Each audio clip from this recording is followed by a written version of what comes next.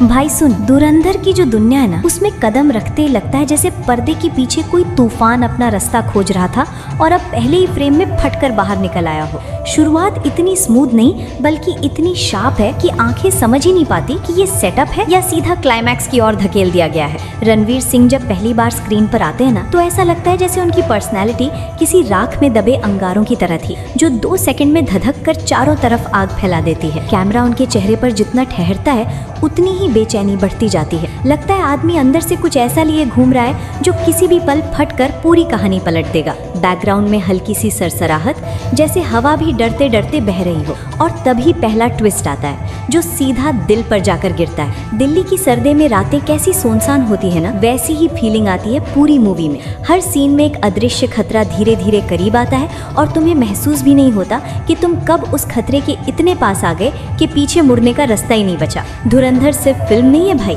ये एक ऐसी मेटल की चेन है जो एक एक कड़ी जोड़कर तुम्हें खींचती जाती है बिना तुम्हें एहसास दिलाए कि तुम कब इसकी पकड़ में फंस चुके हो। रणवीर का कैरेक्टर जब बोलता नहीं तब सबसे ज्यादा बोलता है। उसकी आंखों में जो गुस्सा, जो ठंडी बर्फ जैसी खामोशी और जो अंदर दबा हुआ तूफान है, वो हर बार कहानी को एक अनजानी दिशा में धकेल देता है। मूवी का मिड पॉइंट आते आते ऐसा लगता है कि अब सब समझ में आ रहा है, लेकिन तभी डायरेक्टर एक ऐसा कार्ड पलटते हैं कि पूरा हॉल कुछ सेकंड के लिए पूरी तरह शांत हो जाता है, जैसे किसी ने हवा भी रोक दी हो। पीछे चल रहा म्यूजिक नहीं बल्कि दिल की धड़कनें ही बैकग्राउंड स्कोर बन जाती हैं। हर मोड़ पे लगता है कि ये कैरेक्टर अब यू टर्न लेगा, लेकिन ये सीधा खाई में कूद जाता है और तुम्हें भी साथ ले जाता है। भाई एक सीन है, बारिश, टूटी स्ट्रीट लाइट, गीली सड़क और रणवीर के जूतों से गिरती मिट्टी। वो 5 सेकंड की शॉट भी किसी की पूरी बायोग्राफी लिख दे। इतनी ग्रिप, इतनी रॉनेस, इतनी पावर।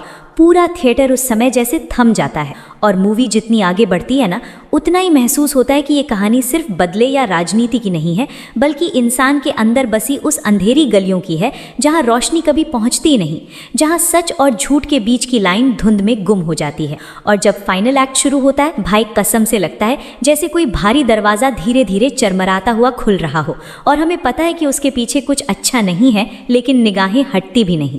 क्लाइमैक्स से पहले जो 3 मिनट की बिल्डअप है ना, उसमें ऐसा साइलेंस है जिसमें तुम अपनी ही सांसें सुन सकते हो, जैसे कोई अदृश्य हाथ गर्दन पकड़ रहा हो और कह रहा हो रुकना मत, आगे देख, जो होने वाला है वो तूने हिंदी सिनेमा में शायद ही कभी देखा होगा। और फिर क्लाइमैक्स इतना एक्सप्लोसिव, इतना पर्सनल, इतना ब्रूटल कि तुम समझ ही नहीं पाते कि ये जीत है, हार है, या दोनों का मिला जुला कोई अजीब सा स्वाद है। लेकिन इतना ज़रूर है कि स्क्रीन काली होने के बाद भी सीन दिमाग में चलता रहता है, जैसे किसी ने तुम्हारे दिमाग के अंदर एक खिड़की खोल दी हो और तुम चाहकर भी बंद नहीं कर पा रहे। और जब लाइट्स वापस आती है ना, समझ में आ जाता है कि धुरंधर सिर्फ एक फिल्म नहीं बल्कि एक एक्सपीरियंस है।